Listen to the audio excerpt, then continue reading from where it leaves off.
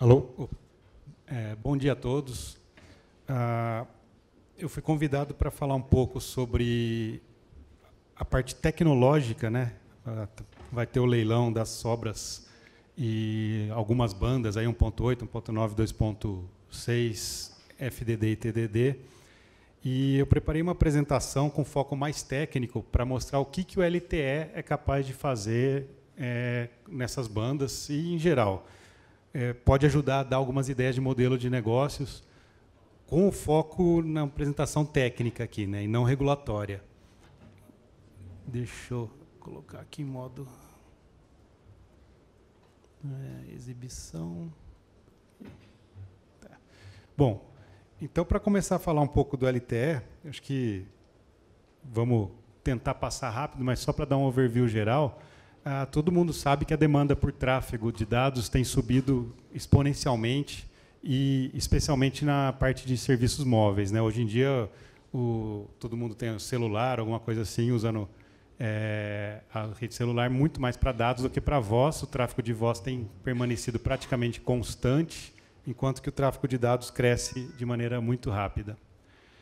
Olhando também para o passado aí um pouco as tecnologias celulares, né, a gente vê que começou lá com o 2G, o 3G veio e atropelou. Você vê que a quantidade de terminais 2G tem caído, né, ou puramente 2G praticamente zerando aí em curto espaço de tempo, e o 3G entrou no lugar.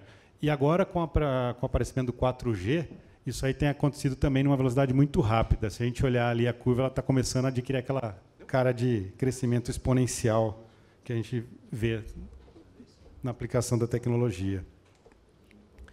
Uma outra coisa que acontece com o aumento muito rápido do tráfego de dados é um descolamento entre a receita e o tráfego. A gente vê que antigamente tinha muito cobrar por tráfego, né? Começou com chamadas telefônicas, cobrava por chamada, por minuto. E agora, com o tráfego, praticamente virou consenso, então é uma tarifa quase que flat, né, e independente de quanto tráfego tem. Então, novos modelos de negócio começam a ser necessários para preservar a rentabilidade aí do negócio. Também aqui a gente pode ver um gráfico dando uma ideia de como está a tecnologia celular no Brasil. De novo, o 4G ainda está ali no iniciozinho, né, 2013, 2014. Em 2015 teve um salto bem grande, e provavelmente a tendência é que ele seja dominante aí nos próximos anos. E tudo isso conjugado, que a gente sabe que o uso do radioespectro é uma coisa muito complicada, né, porque o radioespectro é um bem escasso, caro, todo mundo aqui sabe, e cada vez mais disputado. Eu acho que esse contexto todo, levando em consideração esse crescimento do tráfego de dados,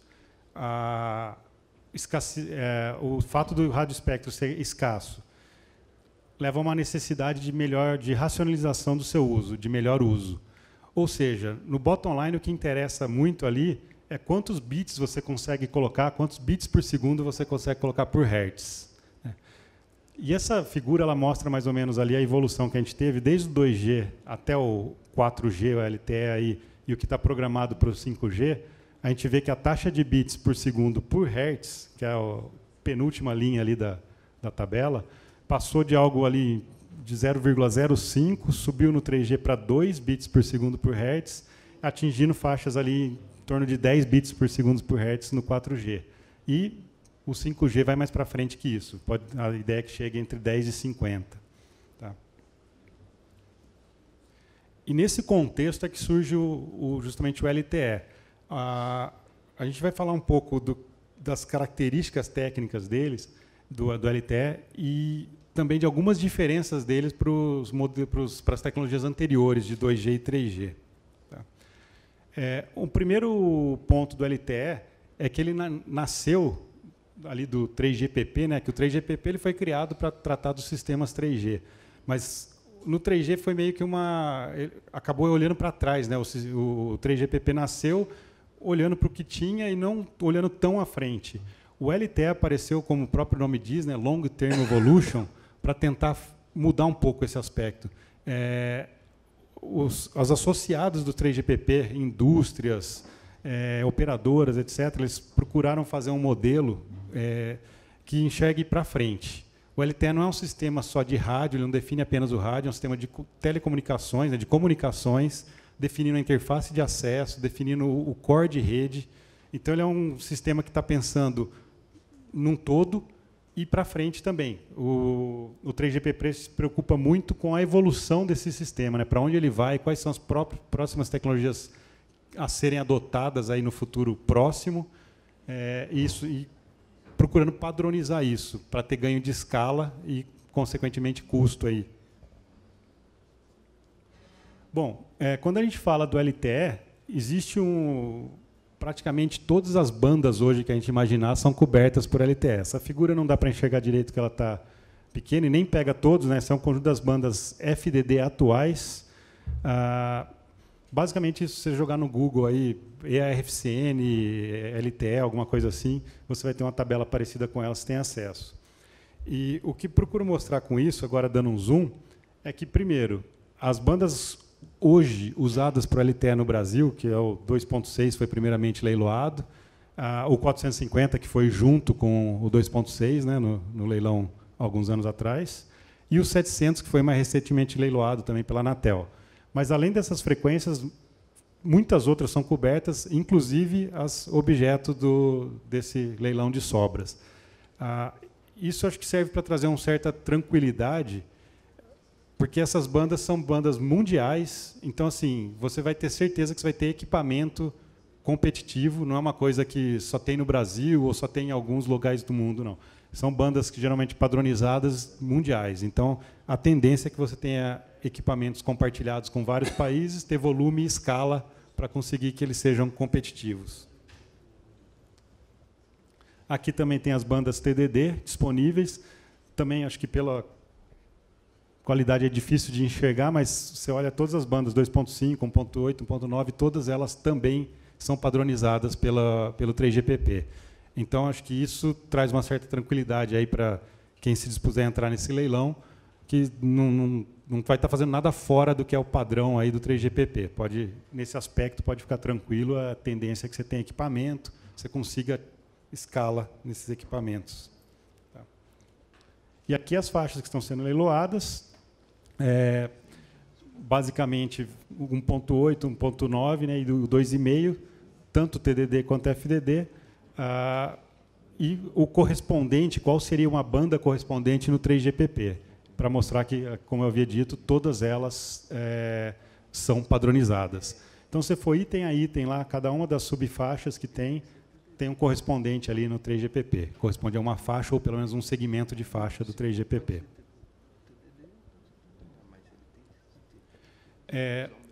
Dito isso, acho que a gente pode entrar um pouquinho falar um pouco sobre a LTE. Não sei se todo mundo aqui tem conhecimento sobre o que essa tecnologia representa e o que ela permite fazer.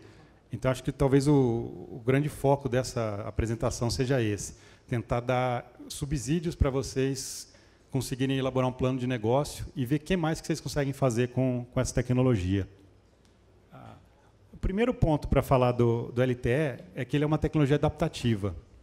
Então, você consegue ver que você tem diversos tipos de modulação e esquema de codificação, dependendo da qualidade do sinal. O que isso significa? Significa que, quando você tiver a sua rede LTE operacional, você vai ter modulações diferentes para usuários conforme a qualidade do sinal que ele tenha. Pode ser por distância, pode ser por algum outro motivo de obstáculo. Nesse slide aqui, a gente dá um exemplo de distância. Então, o usuário que estiver mais próximo da célula, ele consegue modulações, por exemplo, como o 64 QAM. Para quem estiver familiarizado, é um tipo de modulação que você consegue colocar 6 bits por símbolo. Só que é uma modulação que exige uma qualidade de sinal muito boa. À medida que você se afasta da célula, você começa a ter um sinal com menor potência, com menor nível ou com maior interferência, você pode passar para a modulação 16 QAM, em que você consegue colocar 4 bits em cada símbolo, e, finalmente, o QPSK, que você coloca 2 bits em cada símbolo. Você vai perder um pouco de desempenho, obviamente, mas você não perde a comunicação. Então, você consegue manter o serviço e, dependendo do tipo de serviço que quiser, você consegue chegar até a borda das células com esse tipo de modulação. Aqui também é representada a mesma figura, mas na forma de escadinha, para dar uma ideia da taxa que você consegue. Também está difícil de ver, mas imaginando um canal de 5 mega com a tecnologia FDD, tipicamente você consegue taxas ali mais próximas da célula de até 30 megabits por segundo, tá? Para um terminal apenas, né? E conforme você se afasta, essa taxa vai caindo. Você pode chegar na borda da célula com uma taxa ali, dependendo de em qual MCS, né, que é o que vai dar essa modulação e o código que você está usando, de algumas centenas de kilobits por segundo, mas ainda com serviço. Tá? Então, acho que essa é uma visão, mais ou menos, aí da capacidade do LTE. Lembrando que isso é valores típicos para o 5 MHz de banda. Para bandas maiores, tem valores maiores, bandas menores. Aqui a gente tem um exemplo que a gente pode dar o que você conseguiria.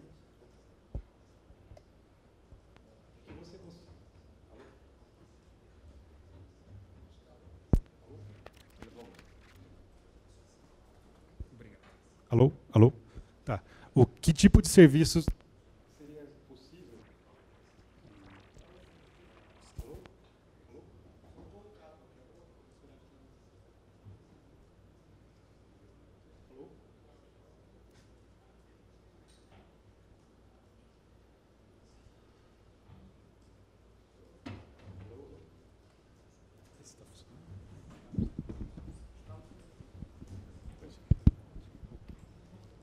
Pronto, acho que esse. O com fio funciona melhor do que sem fio, né? Um dos problemas aí da radiofrequência. Né? Bom, voltando aqui. Então, para dar uma ideia do serviço que você conseguiria com o LTE, o primeiro quadrinho, acho que pela resolução está um pouco difícil de ver, mas a gente vê que com um SNR em torno de 15 dBs, a gente atinge taxas próximas a 14 ou 15 megabits por segundo. O que Alô? Opa, acho que agora voltou ali, né? Alô, alô? Tá. Então, essa faixa é uma faixa de sinal razoável. Você não está muito próximo com a melhor qualidade de sinal, mas ainda tem um sinal muito bom. E nessa faixa a gente conseguiria, por exemplo, colocar 16 usuários de vídeo, uma videoconversação ao mesmo tempo, ou então 148 usuários unidirecionais de voz, metade disso se for considerar bidirecional.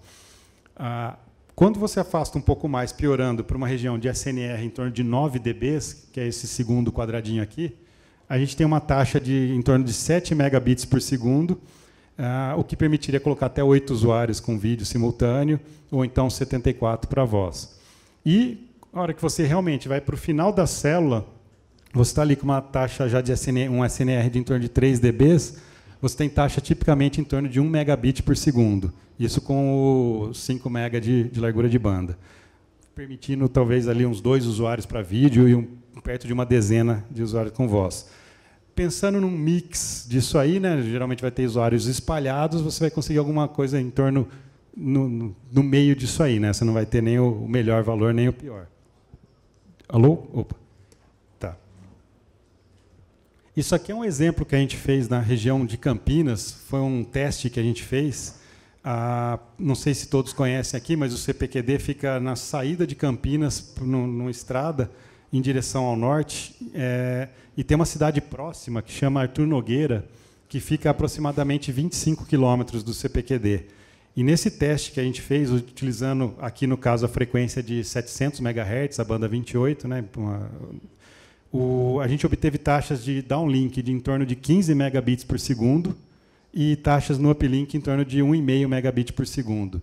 Isso usando uma Node instalada, uma antena instalada na torre que o CPQD tem, aproximadamente 25 a 30 metros de altura. E do lado do terminal, a gente estava usando um terminal instalado em veículo, com antena omnidirecional, né, o ganho nem tão alto assim, antena de 3 dBi de ganho no teto do veículo, aproximadamente 1,5 m de altura, a altura do teto do veículo. Isso aqui é um exemplo do que pode ser, lógico, nesse caso a gente tem praticamente visada, né, com o ponto de teste, Mas isso acho que serve para mostrar um pouco o potencial do LTE nessas aplicações para acesso fixo nomádico, áreas suburbanas, áreas rurais, e fugindo um pouco do uso do handset, né? Quando a gente está falando em sistemas celulares, a gente pensa muito no handset. O handset ele tem uma grande vantagem, né? Portátil, você leva para qualquer lugar, mas ele tem um desempenho pior. Normalmente, quase toda tecnologia desse tipo, você vê que há uma assimetria no downlink e uplink, tanto de dados quanto na própria restrição da sua célula. Geralmente, o uplink é muito penalizado. Quando você fala em handset, você tem baixa potência, você tem que trabalhar com bateria, né? Então não pode ter móveis com muita potência.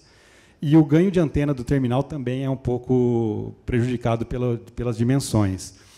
Quando você pensa num acesso à internet, business aí de ISPs e similares, você muda um pouco de figura. E a gente vai mostrar um pouco para frente algumas categorias de terminais também. A gente não precisa ficar restrito no handset e no desempenho dele na hora de fazer o business plan aí,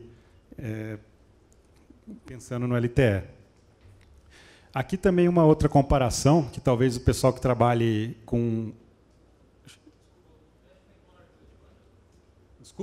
Desculpa. Esse teste 700 foi com 5 MHz de largura de banda. Tá? Se você dobrar a banda, você tem figuras aí próximo ao dobro dessas taxas obtidas. Aqui, a gente comparando no mesmo ponto, só que, como eu disse, a linha de baixo foi o teste realizado com a antena omnidirecional, que a gente obteve aquela taxa aproximadamente de 15 megabits por segundo no downlink e 1.7 ali no uplink. Isso medido com CIMET ou com speed test. E trocando a antena por uma antena IAG colocada num pequeno mastro, num tripé a 5 metros de altura no mesmo ponto, a taxa, você vê que a taxa do downlink foi de 15 para 24, mas principalmente o uplink foi de 1.7 para 7,5. Ou seja, isso aqui é uma realidade para quem estiver pensando em oferecer serviços, por exemplo, em área rural, em áreas suburbanas. Não é muito difícil você ter uma torrezinha ou uma antena de maior ganho em cima de um teto, num mastro, ou então uma torrezinha, algo assim. Tá? Aqui o exemplo foi em 700 MHz. Obviamente, as faixas mais altas têm uma propagação pior, né? Deve ser um pouco pior que isso, mas aqui em condições de visada, você não tem tanta perda assim, você vai ter resultados muito bons também, tanto no 1.8 quanto no 2.6, embora, obviamente, não chegue nesse nível. Aqui também uma outra figura que procura mostrar o throughput do LTE para cada largura de banda disponível. E aí, conforme o tipo de tecnologia usada, né, modulação, o esquema de MIMO, né, que é a diversidade de antenas e multiplexação espacial, e por aí vai. Então, para dar uma ideia, a gente tem aí taxas de até acima de 200 megabits por segundo quando você usa larguras de banda de 20 MHz e está usando a tecnologia mais avançada possível. Essa tecnologia, hoje, ela não está ainda disponível aí na maior parte dos casos. Quando você fala dos releases futuros do 3GPP, são coisas que estão entrando no mercado agora. Mas isso também é interessante do LTE, que por ser uma tecnologia que está sendo pensada para longo prazo, ela é compatível para trás, e essas tecnologias novas que você vai ter de melhor uso ainda, né, conseguir mais bits por hertz ali, bits por segundo por hertz, devem estar aparecendo no mercado muito em breve, né, acho que não vai ter problemas quanto a isso.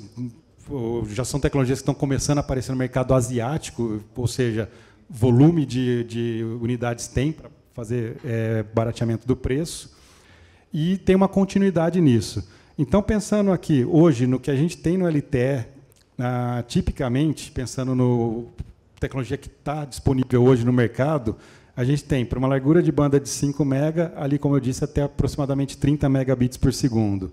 Em 10 MB, chegando a 55, quase 60 megabits por segundo. Quando você vai para 20 MHz de largura de banda, isso aí permite aproximadamente 100, 120 megabits por segundo. Isso tende a subir com esses novos releases do LTE, podendo chegar, como eu disse, a mais de 200 megabits por segundo. Aqui é um quadro que mostra os terminais que estão comerciais hoje. Na verdade, a classe 5 está começando a entrar no mercado agora. Então, quando a gente põe LTE comercial classe 3 e 4, são os aparelhos que a gente está acostumado a ver por aí já em operação. Você vê que há uma assimetria maior do uplink e downlink por conta desse tipo de modulação. Você vê que no uplink você não faz 64 QAM e também não faz o MIMO, que é o uso das duas antenas para transmissão. Mas isso, nos próximos releases aí do LTE já vai estar coberto. Como esse leilão aí é para 15 anos, muito antes do prazo, aí você já vai ter terminais nessas categorias superiores.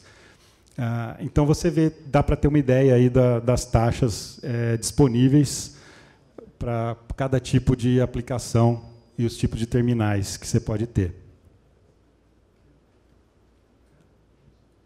Outro ponto que é muito interessante é que o LTE começa a disponibilizar vários tipos de funcionalidades que podem trazer novos negócios ou, pelo menos, abrir oportunidade para novos usos da tecnologia. Então, lógico, a gente fala ali de LTE, fala de mobilidade, como qualquer sistema aí celular, mas a gente tem uma certa diferença que a gente vai... pela falta de tempo não dá para entrar em detalhe, mas a gente vai mostrar por cima algumas dessas funcionalidades. A primeira delas é o QoS e a classe de serviço. A gente vai passar um slide que mostra um pouco isso, mas, ao contrário de outras tecnologias, o LTE ele prevê esse tipo de funcionalidade. Outra funcionalidade muito importante do LTE é a parte de alocação dinâmica. O LTE ele é um sistema multiportador, ele utiliza a tecnologia OFDM, e, nesse caso, o que acontece? Você tem diversas portadoras sendo compartilhadas pelos usuários, e essa alocação é dinâmica. A cada milissegundo, você escolhe os usuários, a rede escolhe os usuários que vão poder falar naquele milissegundo, e no próximo milissegundo pode ser alterado isso. Então, todos os terminais que estão dentro de uma mesma célula, eles são coordenados pela rede, né? Ao contrário, por exemplo, tecnologias aí, você pensa no Wi-Fi, né? O Wi-Fi, o acesso ao meio é uma briga ali, né? Você vai para quem conseguiu falar primeiro. Às vezes tem colisão, é o CSMA. Mas o LTE não, ele tem essa coordenação e você consegue, dentro do mesmo time frame, colocar diversos terminais falando ao mesmo tempo. Então, se você tiver apenas um terminal, ele ocupa todas as subportadoras durante todos os time frames, os subframes. Caso você entre com o segundo terminal, por exemplo, você pode alocar metade das subportadoras para um, metade para outro em todos os subframes, ou pode alternar os subframes, e assim por diante. E essa alocação ela pode ser feita de acordo com a classe de serviço. Então, se você vender um plano Gold para um determinado cliente ou um plano Silver para outro, você pode priorizar um em relação ao outro. Pode priorizar por tipo de serviço também, diferenciando o tráfego de voz, de dados, tráfego de stream e coisas do tipo. E uma última funcionalidade muito interessante aqui para a gente falar, que também vai estar disponível nos próximos releases do LTE, é o Carrier Aggregation. O que significa isso? Se você tiver um terminal móvel que enxergue mais de uma banda ou mais de um canal naquela região, ele pode fazer a agregação dos tráfegos desse canal. Então, pode ser que uma operadora ou um ISP naquela região possua mais de uma licença em frequências diferentes. O terminal vai poder juntar essas frequências, mesmo que elas sejam separadas, vai juntar a capacidade delas para aumentar o seu tráfego. Outra funcionalidade interessante é o Run Sharing. Você pode compartilhar a infraestrutura. Com o mesmo equipamento, você pode colocar no ar mais que uma rede virtual. Você pode separar por APNs, pode separar por redes, pode separar de diversas maneiras. Então, isso tudo abre oportunidade para muitos modelos de negócios. E aí a questão, acho que vocês devem conhecer muito melhor que eu, né? Eu trabalho mais com a área técnica, acho que vocês estão no dia a dia aí pensando nos tipos de serviços que vocês podem vender e o que o marco regulatório brasileiro permite e o que não permite, o que poderia ser discutido aí para frente, né, para poder viabilizar mais serviços. Um pouco em cima disso, né, quando a gente fala lá né, no slide anterior a gente falou de qualidade de serviço, o LTE trabalha com canais lógicos, né, que são os barriers. E esses barriers você consegue alocar dinamicamente para cada usuário de acordo com a necessidade de cada um. Aqui a gente dá um exemplo. A gente pode ter lá diferentes usuários com demandas diferentes. Então, se eu tiver um usuário que esteja falando VoIP, qual que é a necessidade dele? Ele não precisa de muita largura de banda, mas ele precisa de uma banda garantida e de um baixo delay, para ser possível uma conversa, né, de voz. Se você tiver uma conversa de vídeo, o requisito é um pouco mais de banda, só que aceita atrasos talvez um pouco maiores. Se você estiver fazendo um stream, o atraso pode ser maior. Você está fazendo aplicação de TCP, navegando em páginas, lendo e-mail, aceitam atrasos maiores sem a garantia de bitrate. No LTE você consegue configurar tudo isso, seja por tipo de serviço, seja por classe de usuário, né, de assinante. Então ele dá bastante flexibilidade para você pensar em modelos de negócios. Você pode vender por um preço maior uma garantia de bitrate, e para quem não precisa, por exemplo, o IoT aparecendo muito forte aí, você pode fazer acordos com companhias energéticas ou de água, em que eles possam usar apenas uma parte dessa banda para, por exemplo, fazer leitura de medidores, acionamento remoto de algum religador ou algo assim, e complementar com isso o modelo de negócio. Isso aí é facilmente possível, dado a tecnologia LTE e o tipo de serviços que ela oferece.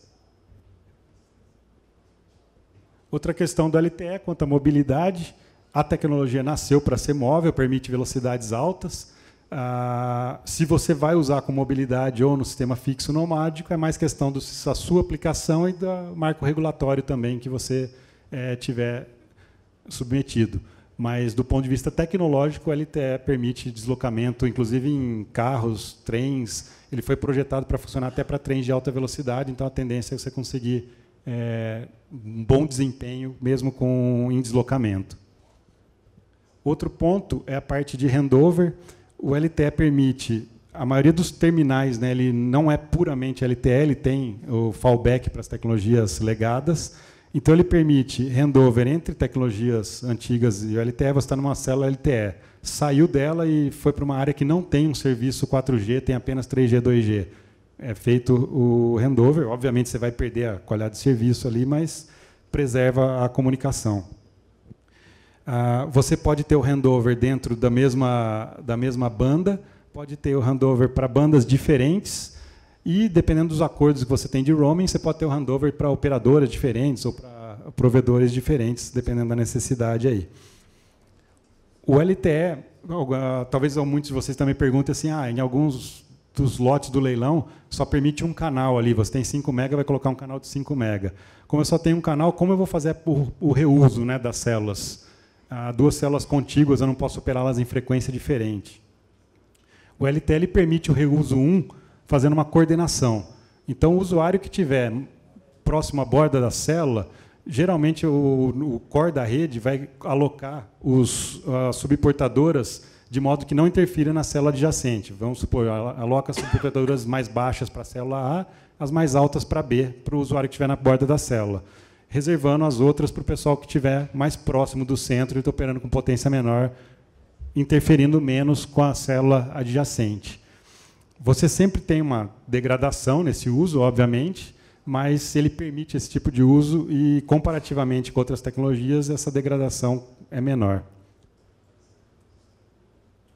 A gente falou do 3GPP, a gente vê que o LTE é padronizado, então aqui a gente dá alguns exemplos das normas que regem aí o LTE. Essas normas valem para o mundo inteiro. A interoperabilidade do LTE a gente tem visto que é muito tranquila. Então, assim, não há o risco de você ficar na mão de um fornecedor, você comprando seu equipamento de core da rede de a sua base station de outro, que é chamada NodeB no caso do LTE, o terminal de outro, você consegue ter comunicação com praticamente certa e, no máximo, a gente chegou a ver alguns probleminhas de interoperabilidade, mas muito voltado para configuração e não incompatibilidade entre equipamentos. Acho que todos os testes que a gente fez, a gente conseguiu comunicar com os equipamentos. Bom, quais os elementos que a gente tem numa rede LTE? Um dos elementos que a gente tem é a estação rádio base, que no LTE é conhecido como NodeB. E acho que esse é um ponto interessante, pensando na aplicação aí de ESPs, é mostrar um pouco a família de equipamentos que existem. Se você pensar no sistema de comunicações, a NodeB é o equipamento que fica ali, geralmente muito próximo à torre, né? Contém geralmente o equipamento de rádio e o equipamento de banda base. Ele que faz realmente a ponta ali, permite o acesso do terminal móvel, vai ser a interface de rádio ali. E você tem o equipamento do core da rede, que é a EPC. A NodeB, ela é responsável pelo gerenciamento dos recursos de rádio, potência de transmissão, alocação de recursos, escalonamento de dados do terminal, ou seja, a NodeB que vai escalonar o terminal a hora que ele tiver comunicar via sinalização, via canal de controle, que ele tem algum dado para transmitir, ela tem dado no buffer, a NodeB que vai dar a alocação para esse terminal. Essa alocação está coordenada pela rede, faz o gerenciamento do QoS, faz o controle de dados do uplink e do downlink, e também tem outras funções aí, como compressão de cabeçalho e medida de qualidade do sinal, fazendo aquele ajuste que a gente falou, de acordo com a qualidade do sinal, de forma dinâmica. Então, também não importa, o usuário está se movendo ou aconteceu alguma coisa, mudou a qualidade do sinal por alguma mudança no ambiente, é feito esse ajuste de forma dinâmica, periodicamente. Uma coisa muito interessante são alguns tipos de NodeBs, porque eu tenho conversado com algumas pessoas e elas ficam na cabeça assim, isso aqui é uma tecnologia muito cara e muitas vezes não deve, pode ser impeditivo para alguns modelos de negócios. A gente entende isso, a gente sabe que um equipamento para uma rede móvel tem uma complexidade que acarreta um certo preço, mas o que a gente tem visto em diversos fabricantes, aí, a gente tem trabalhado com isso no CPQD, é a busca para arquiteturas mais baratas. Então, a gente vai falar um pouco desse histórico aí. As estações rádio base, em geral, elas nasceram com um tipo de arquitetura que a gente chama aí de ground-based, ou seja, todos os elementos ficavam no chão. Você tinha um armário, um rack instalado, geralmente em ambiente abrigado, refrigerado, tinha várias restrições aí, e onde você tinha o equipamento de rádio e todo o seu equipamento lógico ali, vamos dizer assim, a banda base, a parte de controle e tudo. E você subia com um cabo de RF até as antenas que ficavam no topo da torre. Isso aí acarretava perdas nesse cabo, fora o custo, né, que um cabo coaxial de baixa perda ele tem um custo alto, e você precisava de uma área grande no chão para conseguir instalar esse tipo de equipamento. Tá? Com o passar do tempo, a arquitetura do tipo split apareceu, né, e hoje ela é dominante aí no mercado. E como que funciona essa arquitetura split? Você tem o equipamento de banda base no solo, geralmente pode ficar num gabinete, um armário, alguma coisa assim. Ele já diminuiu consideravelmente em relação aos anteriores. E o equipamento de rádio, que é chamado de RRU ou RRH, né, Remote Radio Head ou Remote Radio Unit, fica próximo à antena. Então, você sobe só a alimentação e, geralmente, uma fibra para enviar os sinais de dados, e o módulo de RF pode ficar próximo à antena. Em alguns casos, ele fica instalado ainda embaixo, varia um pouco por conta de carga na torre, capacidade, etc. Mas o modelo ideal de instalação da arquitetura split é desse modo. E o que tem aparecido muito fortemente agora, e que isso talvez interesse bastante a vocês, começa a ter esse tipo de equipamento, já é um equipamento que tende a baratear tanto o custo do próprio equipamento, então você teria uma redução aí do CAPEX, quanto também o custo do footprint, que é a arquitetura de NodeB compacta. Nessa arquitetura compacta, você tem na mesma caixa, né, você tem uma caixa geralmente de alumínio, de um equipamento que é próprio para ficar exposto no tempo, e você tem o módulo de banda base junto com o módulo de RF. Nessa arquitetura, você só precisa levar até lá em cima da torre a alimentação e a saída do backhaul. Essa saída do backhaul pode estar vindo de baixo da torre, se tiver algum switch, um acesso óptico, qualquer coisa assim, ou pode ser feito com algum rádio ponto a ponto, que nesse caso poderia ficar na torre, né, em cima, próximo à cabeça a InnoDB compacta. Com isso, você economizaria do uso do espaço, pode usar torres mais simples, estruturas mais simples, e esse equipamento tende a ser mais barato. Outra possibilidade de uso desse tipo de equipamento, principalmente para quem trabalha aí com áreas remotas, né, quem tiver interesse em participar do leilão para aquelas cidades mais remotas, que muitas vezes não tem nenhuma estrutura de backhaul, ou o cara quer levar para a área rural de uma cidade que fica longe. Você tem a opção, inclusive, de sair no backhaul com link de satélite. A gente realizou testes com a Base Station localizada no Rio de Janeiro, com saída do link de satélite para EPC em Campinas, e a gente conseguiu passar tanto dados quanto voz. Obviamente, o tráfego de voz teve um atraso considerável devido ao satélite, né? Incomoda um pouco, a gente chegou a medir em torno de 300 milissegundos de atraso, mas não inviabilizou a comunicação. E o tráfego de dados, principalmente para navegação, essas coisas, praticamente imperceptível aí a diferença. Então, são opções aí para, dependendo do tipo de aplicação que você tiver, né? Acesso a áreas remotas, rurais, especialmente no interior do Brasil, aí, bastante opção com esses novos tipos de arquitetura. Aqui uma comparação, né? A gente vê aí a InnoDB Split, então fica o módulo digital embaixo, num abrigo, geralmente um rackzinho, um gabinetezinho, e aí os módulos de potência e RF em cima. E aqui é o exemplo dado da InnoDB compacta, ali um exemplo dela sendo instalada em uma torre, então é o equipamento sendo içado para cima de uma torre, e embaixo só precisa ter uma fonte de alimentação, um switch, para fazer, nesse caso, o backhaul. E aqui a gente vê alguns outros perfis de InnoDB também. Então, quando a gente fala aí na estação rádio base do LTE, a gente tem desde o perfil macro, né, que é uma InnoDB para células grandes. Grandes aí a gente fala tanto em termos de cobertura quanto em termos de usuários, né, depende da... E você tem outros perfis de InnoDB, descendo para micro, pico, fento, dependendo da sua necessidade. Então, hoje em dia, você encontra também estações rádio base para uso indoor. Você pode colocar em shoppings, em prédios comerciais, prédios de escritório, InnoDBs indoor, tamanho pequeno, baixa potência para cobertura local ali. É interessante notar, muita gente pergunta, né, qual que é a capacidade de uma célula LTE. A gente tem que tomar muito cuidado para analisar isso, eu acho que isso aí tem que estar incluso no modelo de negócio de vocês, é que existe a capacidade primeiro, do número de usuários. Então, você vai lá e consulta. O fabricante X tem uma InnoDB que ele declara, sei lá, 1000 usuários por setor. Isso significa que ela consegue gerenciar até 1000 usuários naquele setor. Você tem 1000 pessoas ali conectadas à rede, e cada uma delas que precisar trafegar alguma coisa vai ser escalonado conforme as priorizações de qualidade de serviço, etc. Mas se você for pensar, se colocar 1000 InnoDBs numa célula de 5 MHz largura de banda, se todos eles realmente quiserem usar dados ao mesmo tempo, você vai ter um gargalo aí na quantidade de tráfego. Então, talvez a restrição não fosse pela capacidade do equipamento, mas sim pela capacidade disponível, né, de throughput total ali. Um outro ponto que pega é o raio da célula.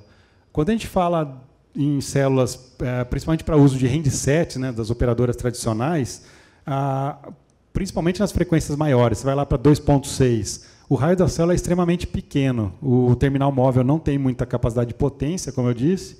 Então, essa frequência 2.6 para uso com handset, ela é muito boa para áreas de alta concentração.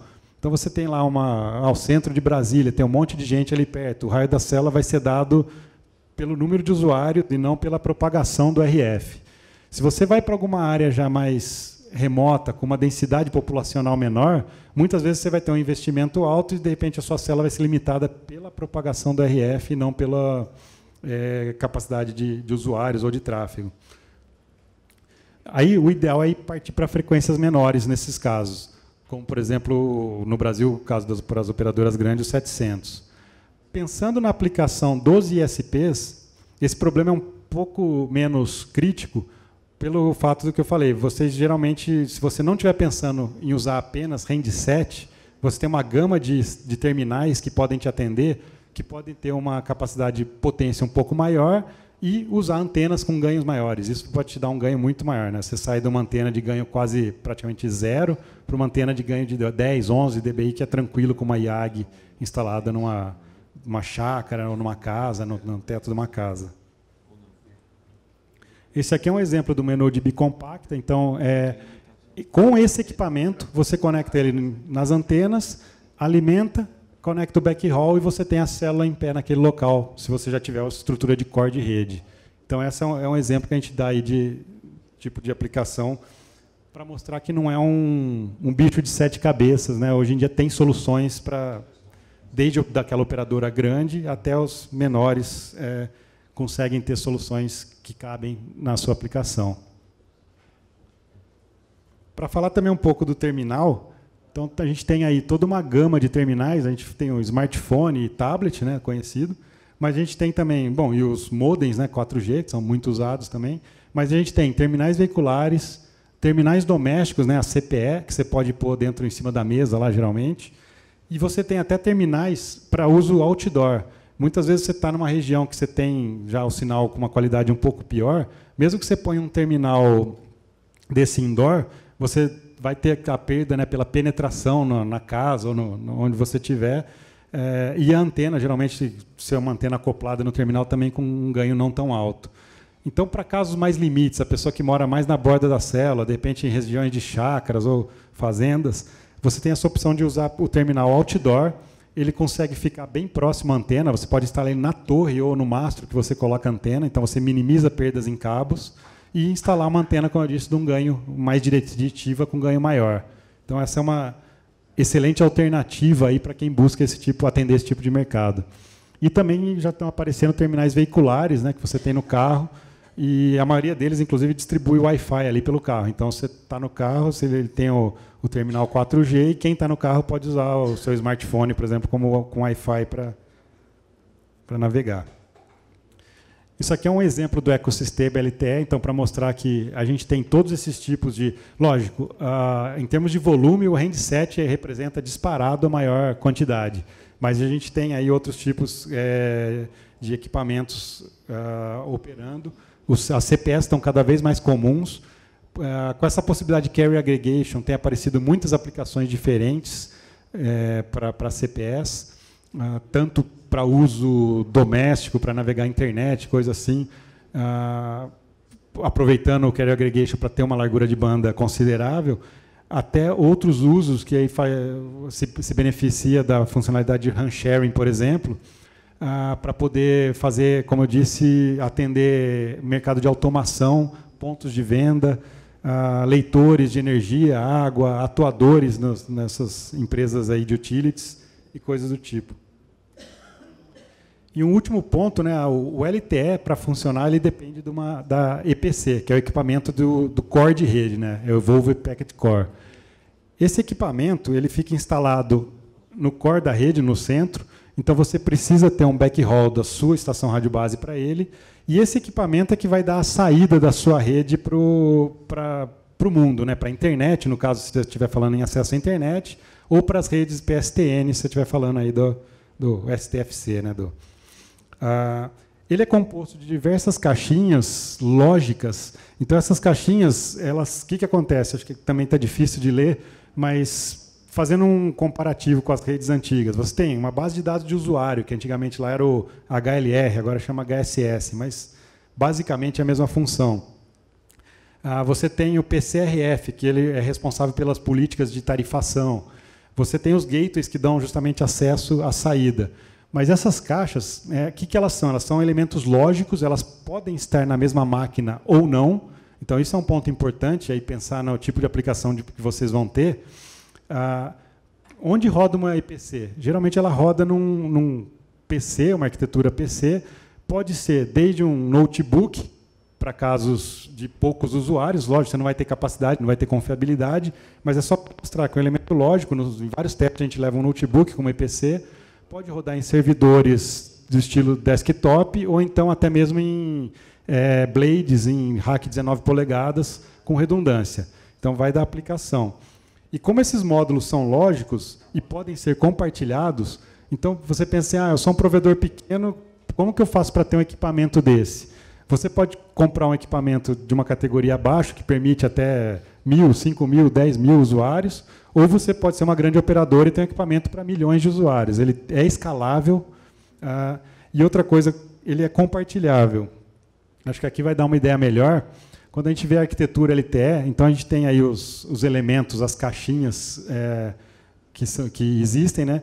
E o que você pode fazer, por exemplo, é o seguinte, colocar alguns dos módulos na nuvem. Pode estar num servidor remoto, pode ser apenas um servidor compartilhado por vários provedores ou por várias operadoras. Tá? Isso aí depende do modelo de negócio, mas pode até interessar, pode ser até um business aí, case de alguém que resolve fazer um core e vender esse serviço.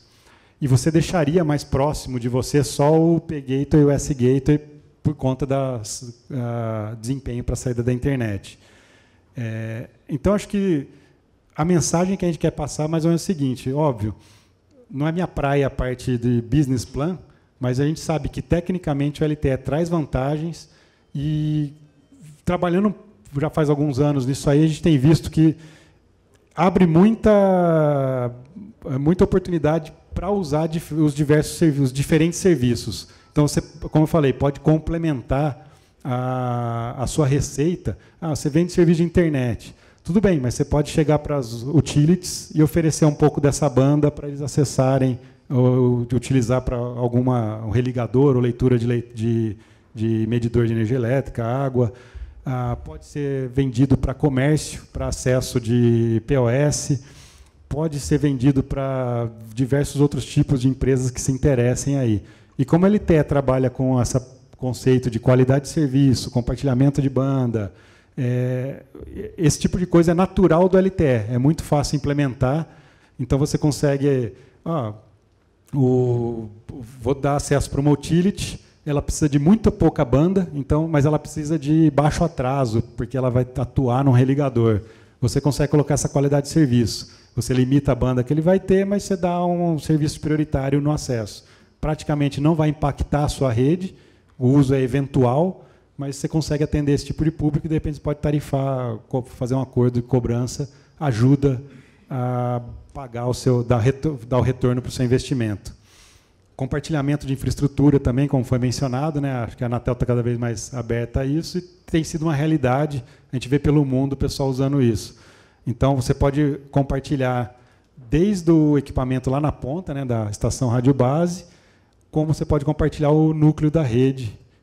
São opções aí que acho que vocês devem conhecer melhor para ajudar a estudar aí e ver se o negócio dá caso mesmo, aí, se o business case funciona para vocês tomarem a decisão aí de participar do leilão.